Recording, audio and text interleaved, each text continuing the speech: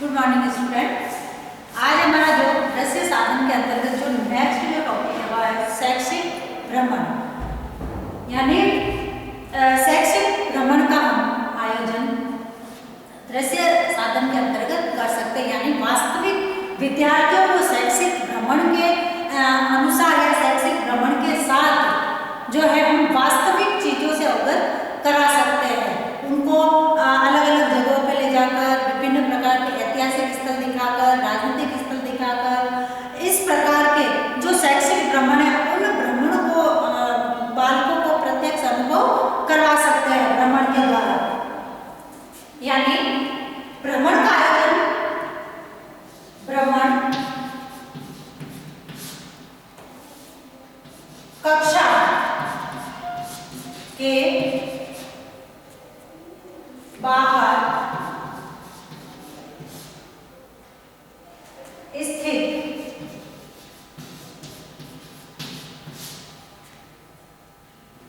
किसी स्थान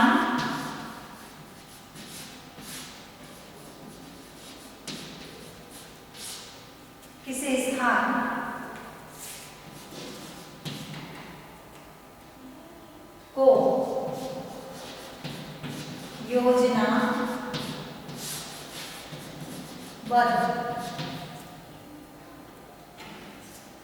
निरीक्षण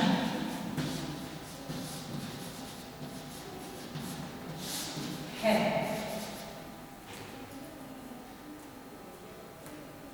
और यानी भ्रमण क्या है? भ्रमण कक्षा के बाहर स्थित किसी स्थान को योजनाबद्ध निरीक्षण है। यानी कक्षा के बाहर की स्थिति है, उस स्थिति की या उस स्थिति की किसी स्थान को योजना, किसी भी स्थान को जब हम देखने जाते हैं, विद्यार्थियों को ले जाते हैं, उनको भ्रमण करवाते हैं, तो उस समय योजनाबद्ध रूप से किया गया जो करवाया गया जो कार्य है वह भ्रमण कहलाता है। यानी बच्चे इस पर जाकर, भ्रमण पर जाकर निरीक्षण करते हैं, प्रत्यक्ष ज्ञान लेते हैं। और यह भ्रमण तभी संभव होता है, तभी आयोजित होता है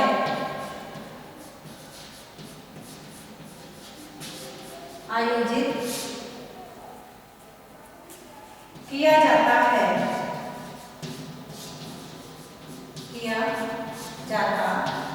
है जब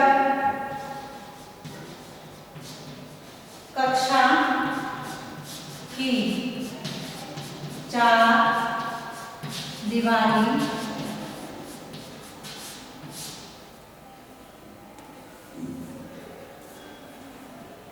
में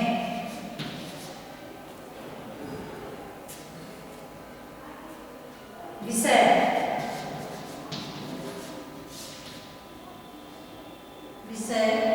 के किसी पक्ष को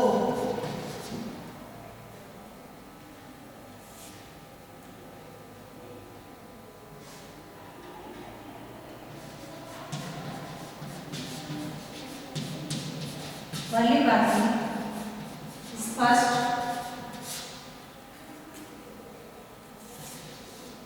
करना संभव न हो। यानी भ्रमण का आयोजन कब किया जाता है? जब कक्षा की चार दीवारी में विषय के किसी भी पक्ष को शिक्षक भली भांति उसको स्पष्ट नहीं कर सकता है, स्पष्ट करना उसके लिए संभव नहीं होता है।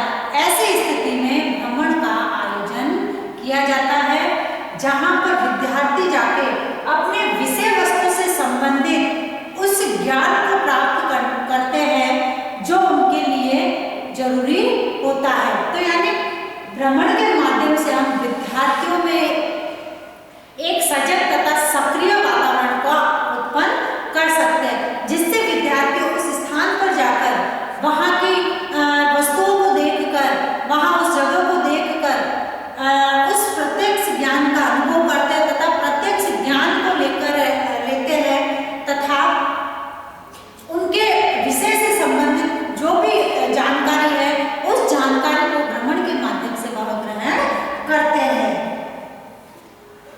जैसे कभी कभी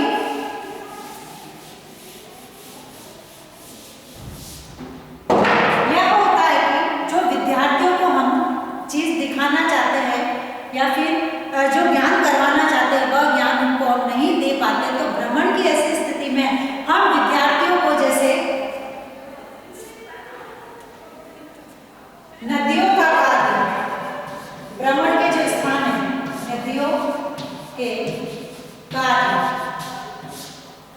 इनका हम भ्रमण करवा सकते हैं। उसके बाद विभिन्न प्रकार की चट्टानें, विभिन्न प्रकार की चट्टानें, फिर कृषि उपज, कौन कौन सी उपज होती है, फसलें, फसलों का भ्रमण, कृषि उपज, व्यापारिक केंद्र, बड़े बड़े जो उद्योग होते हैं व्यापारिक केंद्र, उन केंद्रों का हम विद्यार्थियों को भ्रमण करवा सकते हैं। कारखानों में कैसे कार्य होता है, कारखानों के कार्य, वहां पर कैसे मशीन चलती है, कैसे मजदूर उस पे काम करते हैं, इस तरीके का भ्रमण। पंचायत का कार्य,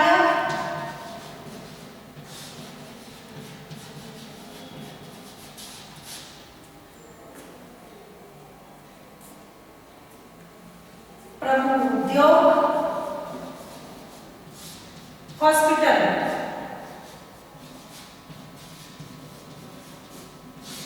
डाकघर,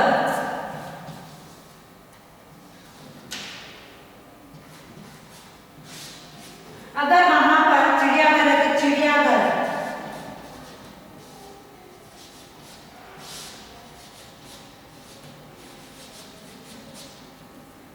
और अन्य स्थान, अन्य स्थान, यानी विद्यार्थियों को हम ऐसी कौन कौन सी चीजें हैं, जैसे नदियों के कार्य, नदियां कैसे कार्य करती है, फिर विभिन्न प्रकार की चट्टानें, विभिन्न चट्टानें कौन कौन सी होती है, किस प्रकार की होती है, उसका हम विद्यार्थी को भ्रमण करवा सकते हैं। कृषि उपजे, फसलें कौन कौन सी है, कौन कौन सी उपजे है, उनका हम भ्रमण करवा सकते हैं। व्यापारिक केंद्र, उनको हम करवा सकते हैं। कारखानों में कैसे कार्य किया जाता है उनका, फिर पंचायत क्या क्या कार्य करती है, गांव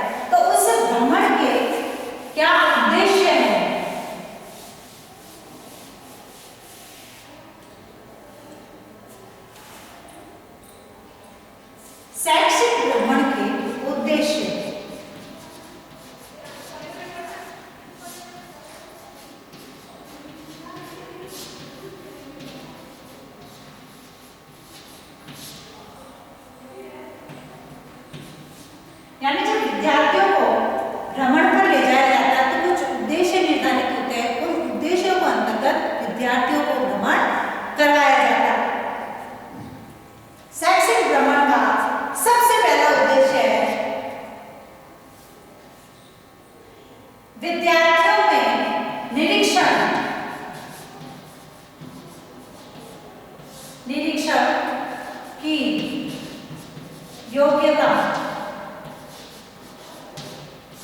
का विकास होता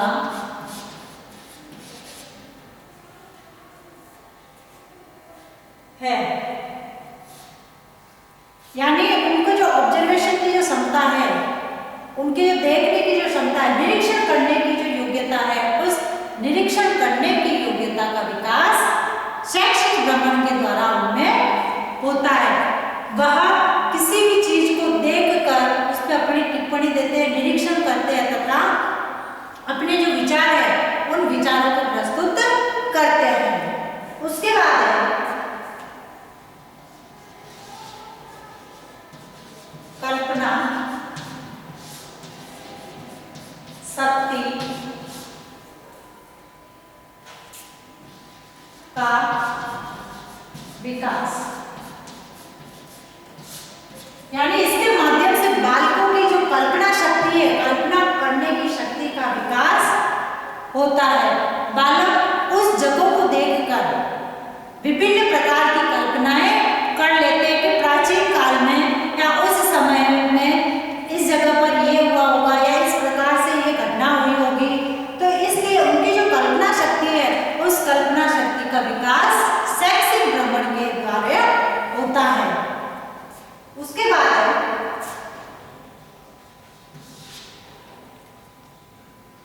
भ्रमण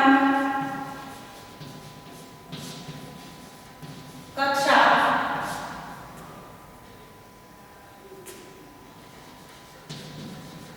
कार्य की पूरक होती है। यानी भ्रमण जो है कक्षा कार्य में जो कक्षा में जो कार्य करवाया जाता है उस कार्य का पूरक होता है, जिसको हम भ्रमण के माध्यम से जो कक्षा में जो कार्य करवाते हैं वह कक्षा का बचा हुआ जो कार्य है उस कार्य को भ्रमण के माध्यम से उनको बताते हैं तथा करवाते हैं।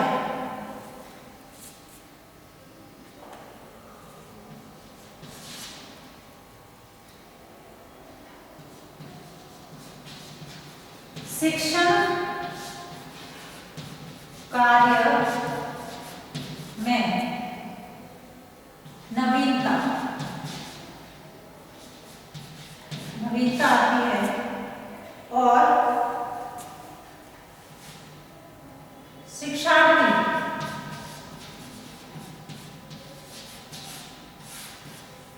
शिक्षार्थी विषय में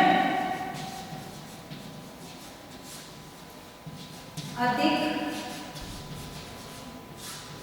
रुचि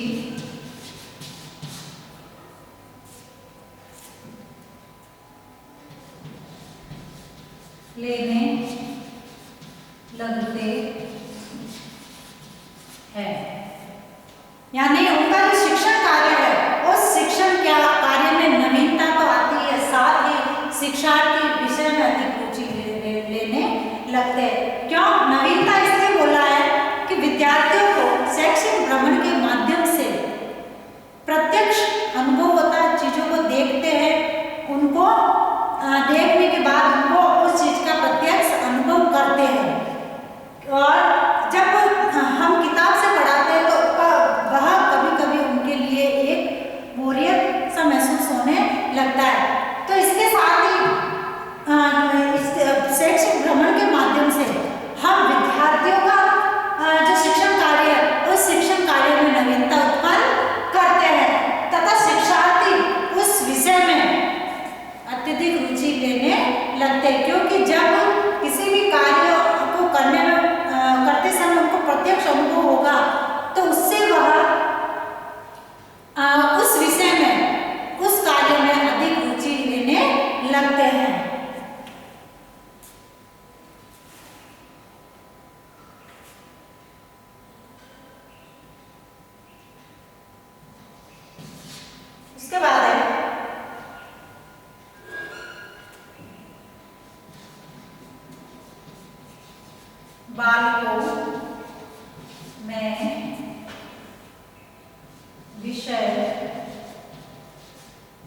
के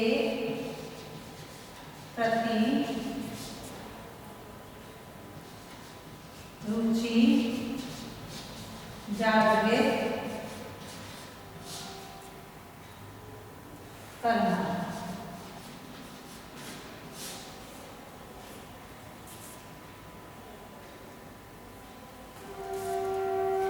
अब बालकों में विषय के प्रति रुचि जागृत करना यानी उसका जो सब्जेक्ट है, सब्जेक्ट से रिलेटेड यदि हम उनको भ्रमण कार्य करवाएंगे तो वह उस विषय उनके उस विषय के प्रति रुचि जागृत होगी। जैसे इतिहास है, इतिहास को केवल हम किताबी ज्ञान की तरह बढ़ाएंगे तो बालक उसमें उस विषय के प्रति रुचि जागृत नहीं होगी तथा उसको एक बोझ की तरह लेंगे। किंतु यदि उसी विषय को हम शैक्षिक भ्रमण के जरिए उनको ऐतिहासिक स्थल दिखाकर या जो इनके इतिहास में जो जैसे दिए हुए किले वगैरह दिए हुए उन किलों का प्रत्यक्ष रूप से भ्रमण करवाएंगे तो बालक उस ज्ञान को अपने विषय में रुचि जागृत करते हुए उस विषय का अध्ययन करेंगे और उस विषय से संबंधित जो भी संपूर्ण जानकारी है उस संपूर्ण जानकारी को इसके माध्यम से प्राप्त करने की कोशिश करते हैं। उसके बाद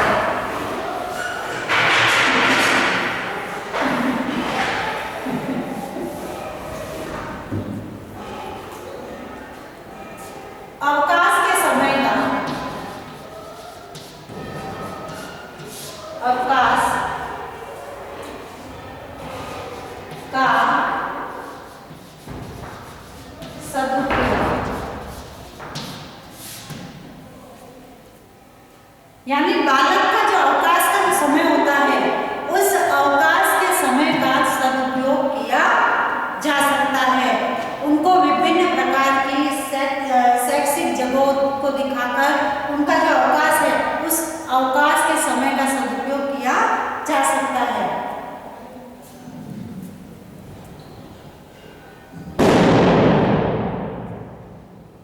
उसके बाद है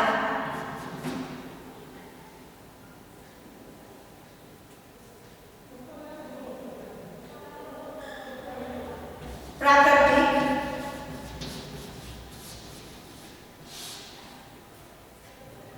वातावरण। प्राकृतिक वातावरण में अपनाए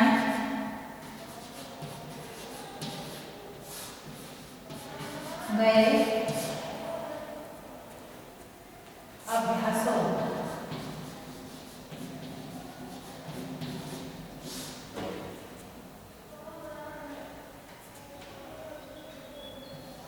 को देखकर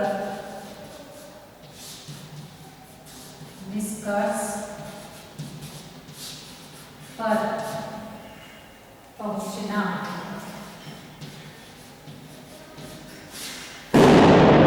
भ्रमण के माध्यम से जो प्राकृतिक वातावरण है, प्राकृतिक वातावरण में अपनाए गए जो अभ्यास है उनके द्वारा जो अभ्यास किए जाते हैं उन अभ्यासों को देखकर वह उस निष्कर्ष पर पहुंचते हैं, उसके परिणाम पर पहुंचते हैं। उसके बाद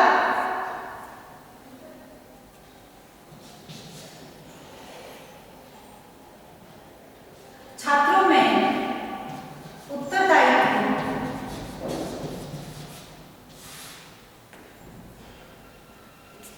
समझने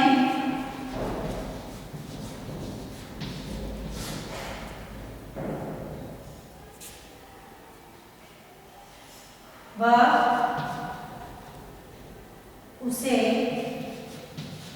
निभाने की भावना का विकास। यानी छात्रों में उनके जो उत्तरदायित्व है उन उत्तरदायित्वों को समझने तथा उनको समझकर उसे निभाने की भावना का विकास होता है शैक्षिक भ्रमण के माध्यम से। तो इस प्रकार से जो शैक्षिक भ्रमण है वह विद्यार्थियों में अपने विषय के प्रति रुचि उत्पन्न करते हुए उन्हें प्रत्यक्ष ज्ञान का अनुभव करवाती है तथा वह ऐसे नवीन ज्ञान की ओर अग्रसर करती है विद्यार्थियों को, जो उनके लिए आवश्यक तथा जरूरी होता है। अब है आज का अपना गृह कार्य।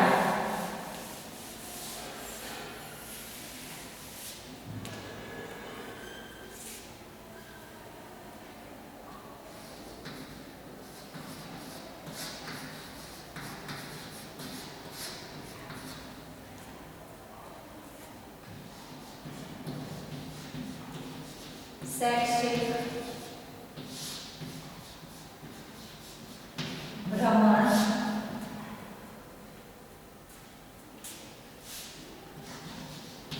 का अर्थ बताते हुए इसके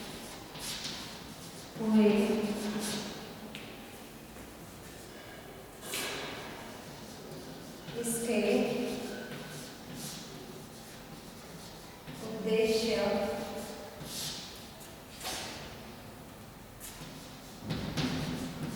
स्पष्ट कीजिए।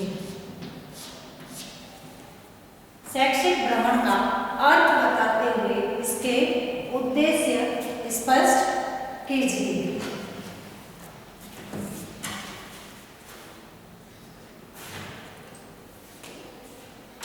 अब एक विशेष बात, जैसे कि हम सभी जानते हैं कि वर्तमान समय में कोरोना महामारी फैल रही है तथा इससे बचाव हेतु हमें कुछ उपाय करने हैं, जैसे आपको सैनिटाइज करना, मुंह पर मास्क लगाना, सोशल डिस्टेंस का ध्यान रखते हुए किसी भी व्यक्ति से 6 फीट की दूरी बनाए रखें। स्वस्थ रहे, सुरक्षित रहे। धन्यवाद।